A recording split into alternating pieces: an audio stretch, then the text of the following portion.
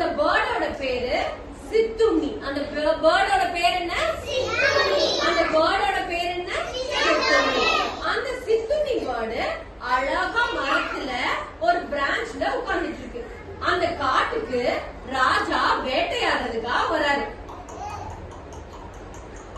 அப்படியே குதிரையில சுத்தி சுத்தி சுத்தி காட்டை சுத்தி சுத்தி வந்து மத்தியானம் வரைக்கும் நல்லா வேட்டையாடுறாரு. வெயில்ல ரொம்ப நேரம் போனனால அவர் ரொம்ப டயர்ட் ஆயிட்டாரு.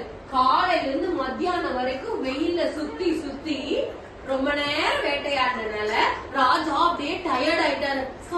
கை கால்லாம் வலிக்குது, நான் என்ன பண்ணேன் அப்படின்னு சொல்லிட்டு ஒரு பெரிய மரத்துக்கு அடியில ராஜா போய் உட்கார்ந்துட்டாரு. அந்த ராஜா போய் உட்கார்ந்துட்டாரு. ஓகே ஓகே, அப்புறம் ஓட்டிக்கலாம். சுந்தரம் லிசன் பண்ணலாமா? யாரெல்லாம் குதிரை ஓட்டுறீங்க? அப்புறம் தான் கையை கீழே போடணும். இப்ப கதையை கேட்கணும். Okay, you are going to listen the story.